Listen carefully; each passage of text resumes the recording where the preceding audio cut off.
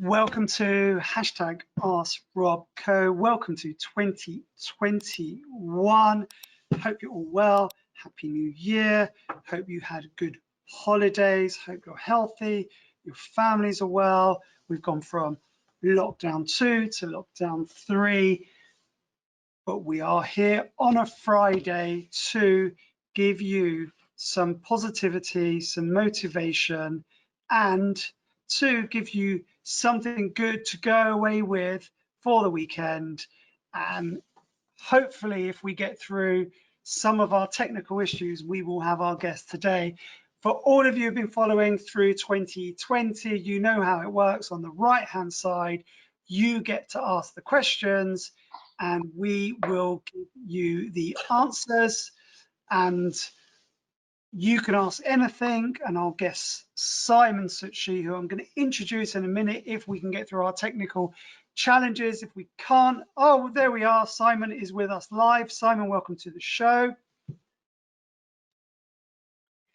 We can't hear Simon, but we can definitely see him. So once we get the audio sorted, there we go. Sorted, I think. We are here. Thank you for joining, Simon. I was just speaking to the audience, running through how things work here on a Friday. We will give you the platform shortly to give us an intro in your life, your journey, where you come from, what you've done, how you've got to be where you are today and where you're going, and what your impact is going to be on the world or is currently on the world. All of the audience get the opportunity to ask the questions. I will feed the questions through to Simon and we will run through them, and we will then set you off for the weekend with a positive vibe in a good way. We are here to educate, motivate, and inspire. And Simon, you are going to tell us about your illustrious journey, where you come from, Birmingham University, the property world, sharing the knowledge, teaching, and what you're doing today. Away you go, Simon. Tell us your story. Well, thank you so much, first of all, for asking me to come and share. I'm really honoured to do that, and I hope you're going to get some really good value and some inspiration from today. I will explain that I live in a nice large flat in Edgbaston in Birmingham, and the people who bought the flat below us have decided to completely refurb it. So there's also noisy drilling and banging going, so I might have to move to another location to try and escape all the noise. So just let me know if it's too noisy, and I'll try and move. Welcome everybody, and I'll give you a very quick potted history of what I've done and what I'm doing and where I'm going, and then please feel free to ask any questions. So I come from Kent originally, a little place called Otford outside Sevenoaks. I went to a grammar school, state school, and I was a very average student there. And I don't know about you, but when I went to school, the expectation was you hope you get a good education, you go and get a job, and then you work in that job, work your way to the top of the corporate ladder. And that's certainly what I wanted to do. My dad was a doctor. I have two older sisters. When I went to university, one of them was working for Mars, the confectioner. One was working for Procter & Gamble, so really big blue chip companies. And I went to university in Birmingham, and I studied manufacturing, engineering, business. And I've always been entrepreneurial. I wanted to do business, but as we know, business is a very popular degree to do, and very often universities will pick the best students. And I was a very average student. I got C, C, D in my A-levels. It wasn't great. And so I probably wasn't going to get to do business at university. But I think if you want to do something, there's always a way. And this is one of the lessons I want to share with you today, is that sometimes we have to think a bit creatively. And one of my sisters, she had gone and done an engineering degree at Loughborough, a very good sports and technology university. And she quite enjoyed engineering, and I said, oh, you should think about engineering. And there was a new course at Birmingham University that was manufacturing, engineering, and business studies. It was a 4-year combined honours, and it was a kind of because engineering is not so popular, there were a lot lower grades to get in. And so it's kind of a backdoor way to get into business. And I went and actually I quite enjoyed engineering, and I particularly enjoyed the business. And I learned something that was a bit of a distinction for me. Traditional exams are what most people, further education will let people in based on their A-level results. Employers will often employ people based on their educational results as well. And I realized that traditional exams, important as they are different from university education. So GCSEs and A levels, you're taught to regurgitate information, whereas at university, it's more about applying yourself and applying your knowledge. And so I found that I was better at that than I was at just learning and regurgitating things. So I got CCD, which is very average. I did was it biology, chemistry, and economics as my A levels, and so very average grades. And I squeezed into Birmingham University, which is a very good university by the skin of my teeth. But when I got there, I was doing my business part of my degree. I was sitting in lecture theatres for marketing and finance lectures with people who've got A's and B's at A level. And I was sitting there and I was getting this stuff, and they were scratching their heads. And I realized that actually, although they're important, exams are not necessarily the only measure of intelligence and ability. So my message would be, if you haven't got great exam results, and if you're not if you're not very good at exams, don't worry, that doesn't handicap you at all. In fact, a lot of people don't go to university, they go straight into work, or they set up their own business and they become very, very successful. But I believe education is critically important. So I finally finished Birmingham, as I said, where I was applying my knowledge, and I got a 2-1 degree from a very combined honours from a very, very good university. And I'll always have that, and I'll never take that away from you. But interestingly, in my final year was when I was applying for jobs, and I kind of didn't know what I wanted to do. If I'm honest, I didn't really enjoy school that much. And I kind of only went to university because I thought, well, I suppose it's the thing you should do, really. And my teacher said, you're clever enough, you should go. And my sister said, look, Simon, it's not about the education, it's about the life you live at university. You should definitely go if you get a chance. So I kind of went along, and then I had no idea what I wanted to do. Some of my friends and my degree, they were very much into, yeah, we're going to go and work for car manufacturers and that kind of thing, typical engineering. I thought, I don't want to do that. So I applied for other types of jobs in engineering and finance as well. And I did 7 applications. Now, bear in mind, I'm going to be 50 this year, okay? So maybe a bit older than the people on this call. And I don't normally have a beard, by the way, but I thought lockdown, I'm going to try, as I get a bit older this year, I might try a beard now. I applied for all the big companies. I applied for Mars, Cadbury's, Procter & Gamble, Unilever, big companies. And to be honest, I didn't put enough time and effort into it. Now, this was in the days when you had to fill in, that this was before the internet. If you can imagine, there was a time before the internet. You had these big paper forms, 4 or 5 pages long. You had to write really neatly. You had little boxes you had to fit your answer into. And you had to talk about things like, when did you solve a difficult teen challenge? I thought, well, I don't know if I've ever done that. So you had to make these things up that were true, but kind of elaborating on what your experience was. And I obviously didn't put enough effort in, because I left university with a very good degree, but I didn't have any job interviews. I had no job.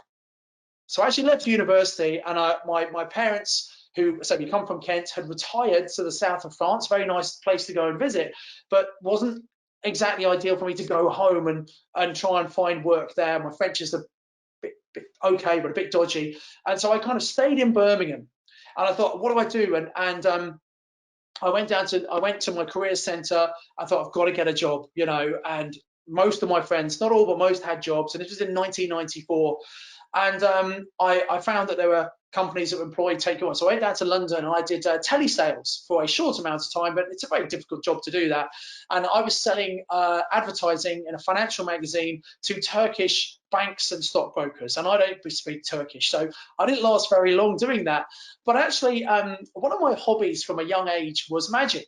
I got a Paul Daniels magic trick when I was 7, and I kind of really got into that, and it became a real hobby of mine, such that when I was a teenager, I was good enough to do kids' parties and the local tennis club. When they had their annual dinner, I'd do after dinner cabaret for them, and I'd be paid to do it. And a little lesson that I want to share with you is that many people, when they go out and they earn money, if you can have some sort of specialist knowledge more than other people, you can earn a lot more than other people. So at the time, my friends were pretty much starting to, this was mid-80s. They were starting to get jobs and things part-time, working in the Double H Smiths at the weekend, whatever. And they might earn 15, 20 pounds for a whole day of work, okay? But I would go, and because I had this specialist knowledge, because I've become really good at doing magic, I was able to earn £20 for maybe a 20-minute magic show. And sorry, 40-minute magic show. So I might do sometimes 2 magic shows on a Saturday afternoon, earn twice as much as my friends had earned working full time. So something I want you to remember is specialist knowledge will help you get about. And that's after all why people go to university, why people pay to study, to become doctors and accountants. That's because they've got specialist knowledge, they get very good jobs, and they're generally paid very well. But don't just rely on the conventional education you get. If you can, I congratulate you for coming on to a resource like this because you're learning, you're inspired, and one of my biggest takeaways is you need to invest in your own knowledge, not just conventional knowledge, but you should be reading books, you should be participating in things and learning from other people who are more experienced and maybe achieved and got where you want to get to, because that's how you can fast track your success. And you got to be very careful, if you just listen to people around you, if they're not people you want to aspire to be, they're not the best people to get advice from. I'll come on to that a bit later. So anyway, so one of my hobbies was magic, and I kind of learned that if you have specialist knowledge, you can earn more. And I actually joined the Magic Circle. The Magic Circle is a private club for people. It's based in London. And when I was working in London, I started to go to the Magic Circle meetings, which were on Monday nights. And I bumped into someone who I'd actually worked for. While I was a student, I'd worked in at Christmas, I'd worked in a couple of the big department stores in Birmingham demonstrating magic tricks as part of the magic sets they were selling, a company called Marvin's Magic. And I bumped into the guy who coordinates that, and he said, "Oh, how are you? Not seen you for a while. What are you doing?" I said, "Oh, I'm in London, not really enjoying it." And he said, "Oh, we got a vacancy in Hamleys if you want." So I spent 3 months working in Hamleys demonstrating magic cards. And that was great fun business. But you know what? Job, but didn't pay a lot of money. So I thought, it's time to grab hold of my life. And I came back to Birmingham, where I still had a student house. My girlfriend was living at the time. And I thought, right, I've got to commit. And again, another lesson for you. If you really want to do something, it's all about you making a decision, committing. The best things in life are not free, they're not easy, they do require some time and effort. And so as opposed to the 7 application forms I did when I was a student, and to be fair, I had 2 dissertations in my final year, I was pretty busy, but I just didn't put enough effort into my job applications. And when I was applying the first time round, I didn't have my degree, I was still at university. So my A-level results were probably what a lot of people were assessing my ability on. When I'd graduated the year afterwards, I had my degree. So a good 2-1 degree from a great university was probably more important than the A-level results I got. So my results had held me back probably. But I took massive action. If you want to be successful, you got to commit to do something, you got to get out there and do it and take action. So instead of filling in 7 applications, this time I filled in 60 applications. Remember, these are all ones you physically do by hand. They've got to look really neat. You can't do it online with copy and paste. Every form's different. So it took a huge amount of time. I had to make some money. I had to live. So I went out and got another job in Birmingham. It's just a telesales. Again, not selling to Turkish stockbrokers this time, so it was a little bit easier. I made some money and I was getting paid, which was great. And I spent my evenings and weekends, instead of going out with my friends, I had to really commit and I focused. And if you want something, it's worth putting the time and effort in. So as a result of that, those 60 applications, I got 7 first stage interviews. I got 4 second stage interviews where you tend to go and stay overnight, have a couple of days. It's like an assessment center with some other people. And I got 2 job offers.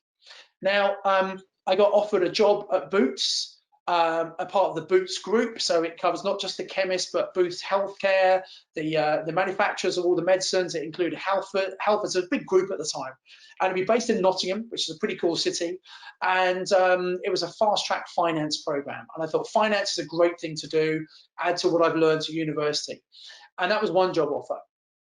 Now, actually, my other job offer was at Cadbury's. And I applied to Cadbury's the first time round when I was still at university, one of the 7 I applied to, and I didn't even get an interview. And I want to make a really important point for everyone to remember here, is very often you might try something and you don't get results straight away. And unfortunately, in today's society, people, if they don't get instant results, they think, "Oh, it doesn't work, I'm going to try something else." But I really liked Cadbury's. When I was a student, I'd visited Cadbury's. I'd gone there and done a kind of little workshop for a day. And I thought, wow, this is an amazing company. And they make a brilliant products, right? So I thought that would be my dream job, a fast blue chip FMCG, fast moving consumer good company, manufacturing, they make chocolate, a relevant degree in business. And I applied again. And guess what? I got a first stage interview. And in my interview, the lady said to me, Mr. Zutshi, looks like you applied last year. Why did you apply again? I said, well, I wasn't successful last time, but I really like to work here. She said, well, yeah, we like persistence. That's why we've asked you back for a second interview. And also I had my degree by then as well. And so it just goes to show, and I want to make it so clear that, you know, sometimes people just give up too easy. If you want to be successful, you have to work out what you want, you have to commit to it, and you have to be persistent. So I had these two really good job offers, and to be honest, I chose Cadbury's. I chose it for a couple of reasons. First of all, I didn't really fancy spending another 3 years doing more exams, becoming a SEMA qualified accountant, even though it would have been a great thing to do. And the other thing is, I was in my comfort zone. I kind of knew Birmingham. I had lots of friends still at Birmingham University, and I thought, well, that's kind of easier, really. And sometimes we like to stay within our comfort zone. And the final thing, obviously, is I like chocolate. And so I took the job at Cadbury's as a graduate trainee, and you work all around the business. I did pretty much everything apart from sales, the only job I didn't do at Cadbury's. And I finished that and became a senior manager. And I had several jobs as a senior manager. One was for a year, I was managing all the production in the large molding factory. I was planning what bars we make and when. That's a really big senior job. I think I was responsible for about £300 million worth of chocolate production. I also had a placement in project management for a while. And my final job was in internet marketing. So I had in the marketing department doing a project trying to create an online, and this is back in 2001. This is in the very early days of the internet. And the way I got that job was because I had invested in myself. So I was at Cadbury's, I've done my degree, and a lot of people think, well, I've done my formal education, that's it. Well, I love learning. And I actually had gone to America to learn about internet marketing. I'd gone on a course, and I came back to Cadbury's, and I was thinking about leaving Cadbury's. Not anything wrong with the job, but I just always wanted to work for myself, have my own business. And I need to backtrack a little bit, tell you a little bit of the story I've missed. So when I was in my final year at school, Sevenoaks, where I come from, Kent, is very quiet. And I started organising parties for people in the upper sixth, and we'd hire a big hall, put in a big sound system, have a bar, and it's great. And I did a few of those at university. And when I left university, I kind of got my job, and I thought, okay, I'm not going to do that anymore. And I got a call from one of the managers of the nightclubs of Birmingham, who'd just taken over the club. And he said, Simon, can you come in for a meeting? I'll be interested in you promoting some of our nights. I said, no, I've got a corporate life. I don't do that anymore. He said, well, look, just come and have a chat. And so I turned up to this meeting, new guy, really, really enthusiastic manager. And he said, look, and this was a club that didn't really do student nightclub events. And he said to me, look, we looked at your records, you've done a few parties here, you obviously understand students, would you be interested in student events? I said, no, not really. So look, I've got a great idea. And this was probably 1995. I just started at Cadbury's, and this was the Christmas 1995. I said, look, I want to do an end of year party for the students. And mid-90s, these big foam parties were all the rage. So we said, I know it's Christmas, but I'm going to do an end of year foam party. And he said, look, I'll supply and I had gone and hired nightclubs before and put people in and got the ticket money. He said, look, I'll provide the club, I'll provide the doorman, I'll provide the DJ. All you have to do is put the people in. And you can sell as many tickets as you want with 1,500 capacity club, sell as many tickets, and you can keep all the money. I'll pay for the phone machine. I just want to get lots of people in here, show it's a great club. And even people who come in before 10 o'clock, then get a free bottle of beer. I thought, that sounds pretty good. So I went out and I connected with loads of people in loads of the halls of residence and the sports clubs and things, kind of a network of distribution. And so here's another tip.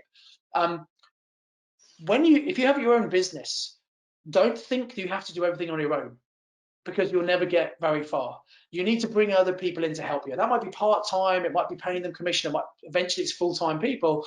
And I had a network of people who paid on a commission basis and basically sold tickets. So we sold 1,000 tickets to that event. And I gave them all a commission. It's pretty cheap. I think it was like $2.50 a ticket or something, some lot of money, paid them commission. And I walked out with £1,500 profit. And I thought, wow, that's pretty good. So I set up this business running student nightclub events, and I did it part-time. So I was full-time at Cadbury's, and I was very committed. I was working really hard there. My club stuff didn't get in the way of that at all. Evenings and weekends, I'd promote student nightclub events. And so through that business I set up, I was making money. And here's a great thing. If you want to have a side hustle, if you like, always put it in a company structure, have a limited company, because then what you can do is you can put lots of expenses to it. So your mobile phone, your travel, you put all those expenses through your business and pay for it from the profit from your business. And that's what I've done. And so I went on this training course in America. It's all about internet marketing. And I was investing in myself. I flew to LA, stayed in a hotel, did this course. This was back end of early 2000s, where the internet really was quite new.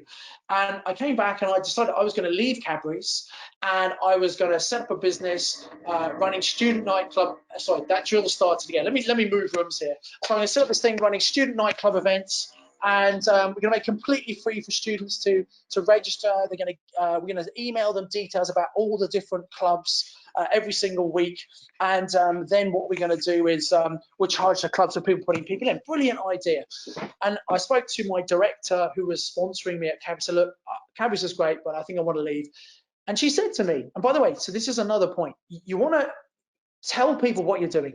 Okay, and if it's a good company, they want to survive, they'll look after it. If you're a good asset, they want to hold on to you. And this lady, she said, well, I'll tell you what, Simon, we've got a new project. Rather than leave Cadbury's, why do that? Why not go 4 days a week, and you can have a day to do your businessing on the side? And she said, we've got a project that we want to set up. It's all about internet marketing, and it's growing.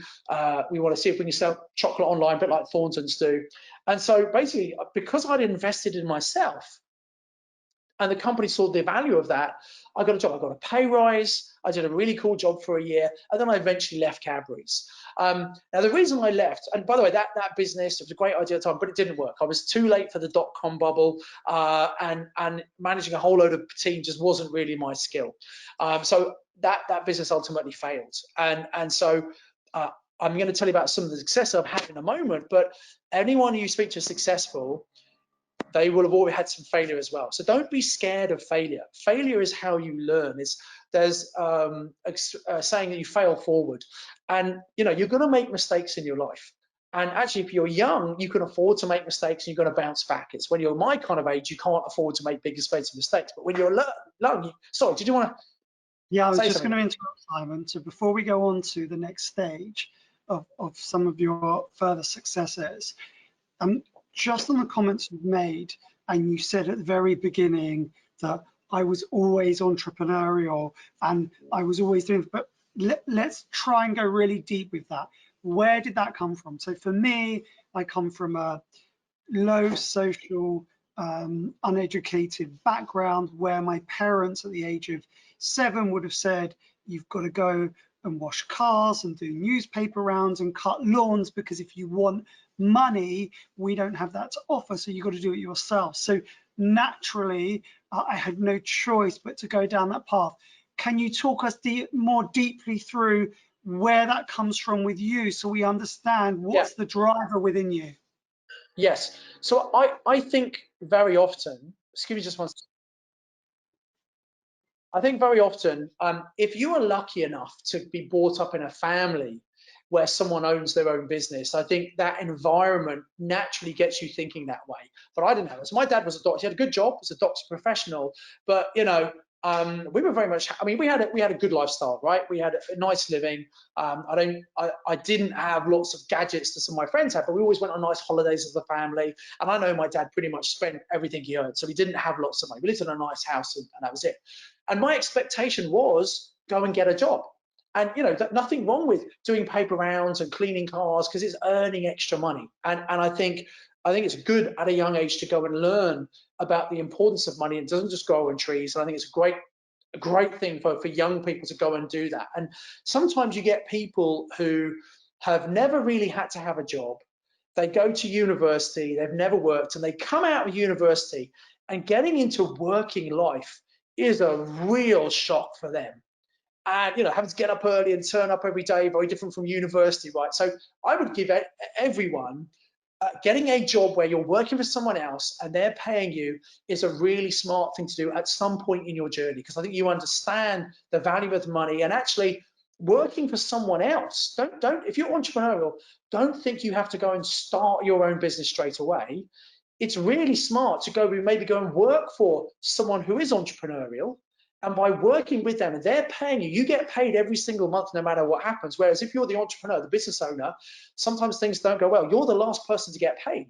So there are some disadvantages as opposed to work. And one of the things leaving Cadbury's was it was a very, unless you really mess up, you're not going to get sacked from Cadbury's, right? It's, if you want, you could stay there for a lifetime. Great job, great product. There's always going to be demand for chocolate, no matter what happens in the economy. In fact, when the economy goes down, people want more chocolate, right? Because they want to console themselves. So I walked away from a very regular income, and that was really hard to do. And I'll explain a bit later on why I was able to do that, because I think it's relevant to this talk. But going back to your question, I think I just always wanted a bit more.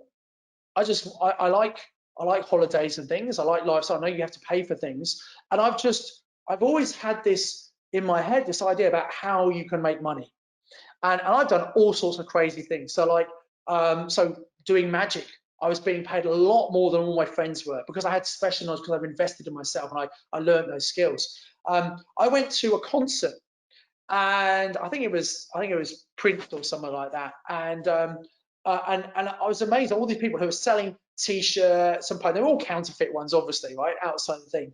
And I'm not suggesting you should sell counterfeit things, but one thing I saw these people. It was the first concert I've ever gone to. I was always selling all this stuff, and then I saw something on TV that it was a kids' TV program, whatever, and for some reason they were at this concert, and I think it was a Bros concert, who were a very big 80s band, and these girls are there saying, "Oh, where's the whistle man? Let's go and find the whistle." And I thought, whistles, what do you mean? And people go that kind of age, they like to go to concerts and they like to make noise, right? And they buy whistles. And I thought, why don't I see if I can buy some whistles and go to concerts? So this was towards the end of my school. So the first one I did was I still like Erasure, really great 80s kind of band. And they did a really big concert in 1990 at the Milton Keynes Bowl, 60,000 people, with Adamski and Was Not Was and some big bands at the time. And so I went with a friend of mine, and what I'd done, I thought, well, okay, let me give this. I didn't know it was going to work, and I found a wholesaler in London who sold whistles for about 25p each, and I got some shoelaces, some multicolored shoelaces, about 10p. It's cost me 35p. And I said to my mate, hey, why don't you come to Scotland? I'll buy you a ticket to come to the concert. We'll take these whistles with us. We'll go and sell them. I'll pay you 50p for everyone you sell. But he drove me there, and he was selling as well. And basically, I took 220 whistles and I sold them all. So I went to a concert. Me and my mate got in free because I bought the tickets, and I came out with about 50 quid or so profit. I thought, this is pretty good. And then when I went to university, at the time, Radio 1 used to do Radio 1 road shows, and in the summer they'd go to big parks and things. I went to those, and here in Birmingham, BRMB, they used to do road shows. So I'd go to an event, I'd take like 200 whistles with me or something, I'd sell them all, I'd walk out making £100 profit, having walked around for a couple of hours in the sun, enjoying the music, thought this is pretty good, right? So that was one of the entrepreneurial things I did. I love that, Simon. Let's move on to property, because we've got questions lined up. Everyone's been writing in, so that all the questions are sitting there, but I want people to know your property journey, so that when we hit the property questions, you can go into a quick fire and answer them all back. Got it. Okay, perfect. So at university, I obviously lived in a halls of residence at first, and I rented a student house, and I say none of my family have ever invested in property, and I think if you're lucky enough to have family, you kind of get this, but I didn't. And apart from their own homes, of course. And so the first time I learned about property was when I went to sign the contract for my first ever landlord. And me and my mates went along, and it was a massive house on a road called Farquhar Road. It was a very posh road in Birmingham, just around the corner from where I live now. And I said to this guy, I said, I hope you don't mind me asking. I was a kind of cheeky 19. I said, this is a really nice house. What do you do for a living? And he said, well, I used to be a solicitor, but now I'm just a full-time landlord. And I didn't really understand what that meant. But then he came around to the house a couple of times while we were living there. And I sat down one afternoon and had a cup of tea with him. And he explained that he'd buy a house and he'd rent it out. And the amount of rent that would come in was more than he would pay on the mortgage and the maintenance and the management. So he would make money from every house, and he had lots of houses. And I kind of answered you, and a seed went into my head. And so as soon as I got my first job at Cadbury's, I wanted to buy a house. Now, as a first-time buyer, at the time, you could get like a 95% mortgage, and I needed a 5% deposit. But I didn't have a deposit because I've been in debt. I had student loans and debts and things. So I actually borrowed the 5% from my grandmother. She'd sold a house. She was living with my parents. And by the way, when I talk about 5%, it was only a few £1,000s at the time. But because I bought the house for £48,500, but it was a few thousand more than I had. And I want to get the point. You might be sitting there thinking, I'd love to get my own house one day, my own home, but I don't have enough money. It doesn't have to be your money. The way most people get on the ladder is they get a bit of help from their mum and dad. And if your mum and dad or uncle and aunties own a property, they bought a while ago, it would have gone up in value because in the UK, we don't have enough accommodation. We have an increasing population. There's a limited amount of accommodation. So over the long term, property prices go up. And they don't always go up. Like any market, property is cyclical. They go up and they come down. But over the long term, they go up. And if you've got people who have property a long time, they might have some equity. And the way most people get on the ladder is parents will often release equity to lend money to their kids to buy the first house. That's how most people do it. Now, my parents weren't in a position to do that. They'd moved to France. They really didn't have enough money. They were just living on their pension. But my grandmother had some money in the bank. Now, this is very important. Listen very carefully. I didn't ask my grandmother for a gift. I wasn't looking for a handout. I went to her with a business proposition. I said to her, look, I know you sold your house. I know you've got some money sitting in the bank. And, at the time, interest rates were okay. Now, anyone's got money in the bank, they're making no money. In fact, the interest they get each year is less than inflation. So if someone has money in the bank, they're actually losing money in real terms. But I went to her and said, look, I'd like to buy this house. And, I don't want money for a holiday. I want to buy a house. So it was a good thing I was buying. And I said, I'd like to, would you be interested in lending me the money I need? And I will not only pay you back, I'll pay you interest. Now, I was a grandson, she wanted to help me, obviously, but she liked the fact that she wasn't giving me something, she was teaching me about the value of money. So she lent me that money, that's how I got my first house. And instead of getting somewhere just big enough for me, I got a little 2-bedroom, 2 reception room house. I lived in one of the rooms, and the 2 other rooms, 1 reception room and 1 bedroom, I rented out to 2 of my friends who were still at university. Now, here's a really interesting thing, and anyone who wants to get onto the ladder, this is a great thing to know. I rented out those rooms, that covered the mortgage, it covered all this, so I pretty much lived for free. Now, 2 important points here. What that meant was I wasn't spending all of my salary, so I was saving lots of it, and because I had my part-time business running nightclub student events, I was building up enough money, so in 1998, only a couple of years after I bought my first one, I had enough deposit saved to go and buy my next house. I moved out of my first house, I kept it, I rented it to students. It was just next to Birmingham University. I rented it to students, and I still own that house. And this is the important distinction you need to know about property. When you buy the right property in the right area at the right price, the idea is that you rent it out, and as my first landlord taught me, the rent that comes in is more than enough to cover the mortgage, the insurance, the maintenance, the bills, and you have some money left over. And it's like having your own little cash machine. And if you get enough of those cash machines, you actually can replace your income.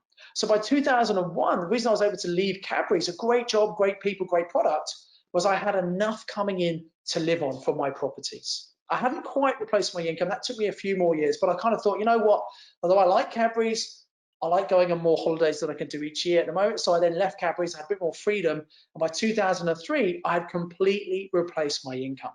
But remember, that first property was done with none of my own money.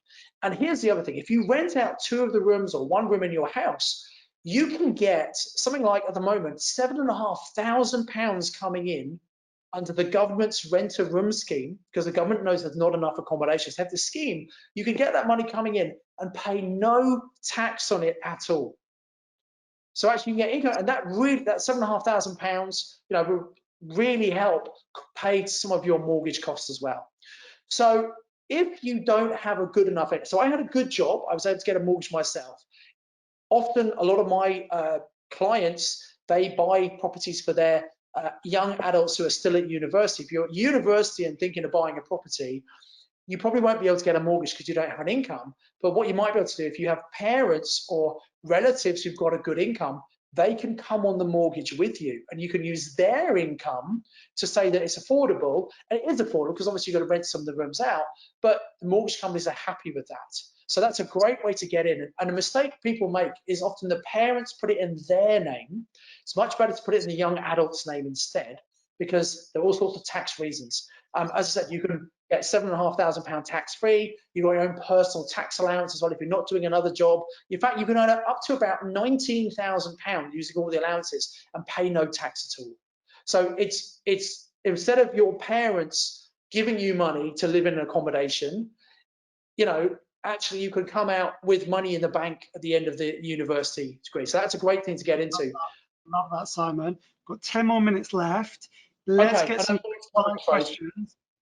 Let's get some quick fire questions, and then you're going to finish off your story. So let's go to some of the questions. What's your opinion on the stamp duty situation currently? Okay, so at the moment, when you buy a property, you pay stamp duty. The government, because of all the problem we had in 2020, one of the ways of sustaining the property market was removing the stamp duty payments up to $500,000 until the 31st of March this year. If you're an investor and you buy a second property, you still got to pay the 3% surcharge. So it definitely has fueled the market and has kept the market buoyant. I expected the market to drop before because of the pandemic and the recession, etc. It cost the government a lot of money. It's definitely sustained the market, but I don't know if they're going to extend it further. So I think we'll go back to the normal stamp duty at some point this year, maybe in April, which is when it's supposed to happen. They might extend it if they want to keep propping the market up. Okay. What's next question? What do you love the most about working within property? Well, actually, property is a people business. So to carry the story on very quickly, in 2001, I set up something called the Property Investors Network, which is a networking organization. I then started training. So the last 17 years, I don't have to work, but I've been training people how to become successful investors. And what I love the most is when I share something and I hopefully inspire people to go and take action. And when they go and actually do it and come back and they're starting to change their life one property at a time, I get a massive buzz because I know I've been able to help them and they've done the work. But I've been a bit of a catalyst and maybe get to think in a slightly different way. And that's what I love. Next question. How do you determine what specialism, and I know you were talking about that before, hence the question, you wish to pursue in property? After graduating from university, I'm a real estate student graduate. I'm interested in a number of areas. Should I have an open mind in relation to this point? I would have a really open mind. I would think about where do you want to get to eventually. Do you want to become an investor yourself and build up your own portfolio, or do you want to just work in a big estate agency chain or surveyors or whatever you want to do? Are you the kind of corporate person? Great, no problem with that. Or are you more entrepreneurial, or do you want to do both? You could go and get some relevant experience, get someone else paying, because the good thing is, if you want to buy property, if you've got a great job with a great employer, that's going to help you get mortgages. So there's a really good thing to say you should do that. And maybe getting your first house and renting out like I did is a way of becoming a landlord. See if you like being a landlord or not. I really wouldn't worry about focusing in any one area. If you're just at university, you're so young still, you've got so long, don't stress yourself out. Just go and do something that you enjoy and then see where it takes you. Great. What would you say is a good way to recover when you have a disappointment or failing, especially at the beginning? What can you do to help to give you financial resilience? Okay, so look, sometimes things happen, things go wrong. As an investor, the best way you give your financial resilience is you have diversification. You have multiple income streams coming, you have multiple properties. So if there's one you can't rent or something goes wrong, it doesn't affect all your income. I think the biggest thing about the pandemic in 2020, people recognize that if they have one income, which is a job or running a business, you never know what might happen to wipe that out. Look at how many people have gone on furlough, and many of those people, unfortunately, will not be brought back. So I think creating multiple streams of income is the way to have resilience, ones that are not reliant on you working. And you definitely need to put some time and effort in if you're doing property, for example. But the good news is you can work once and get paid forever. And what I mean by that is you put the time and effort in up front. If you do it right and you educate yourself, learn how to do it properly, you could start getting income coming in. You don't have to trade your time for money, which is what you're talking about earlier. It's not like a job. You just have this asset that creates income for you. Great. Next question. I worked really hard getting a first-class degree. I'm finding it difficult at the moment to secure a graduate surveying role. Do you think I will be harmed by taking a temporary job which is not surveying related? So here's the thing. If you've already graduated and you are not in a job, I think it's harder to get a job than if you've got a job. Because I think if you have a job, a couple of things happen. A, it gives you an income, but also it shows you employable. And I think you get great experience in terms of what it's like to actually work in a job, which I said earlier. So I decided I had to get a job before I got my job at Cadbury's because I needed income. I wanted to show I was employable. And so I think getting a job is not bad. In fact, so anyone who is a surveyor, graduate surveyor, I can tell you one of my businesses is Crowd Property, crowdproperty.com. We are recruiting surveyors. We have experienced surveyors, but we do take on a couple of graduate surveyors each year as well. So maybe you should reach out to crowdproperty.com, based in Birmingham, want people who are up here. But yeah, you know, we're recruiting at the moment. Brilliant. Last 5 minutes, Simon. I want to hear the last part of your journey, what you're looking to do in the future, and what impact you want to have in the world. Great. So as I said, I started PIN, Property Investment Network, in 2003, started training other people, and then started a training business. And it's a multi-million-pound training business. And actually, I've just agreed a sale to someone, so that's pretty cool. I'm staying as a CEO for 3 years. I've got a pretty substantial property portfolio, mainly in my own name. I have in some companies as well. I don't really need that much more property, but I am still buying. And, you know, here's the thing. I bought things over the last 25 years, which at the time seemed like a great idea.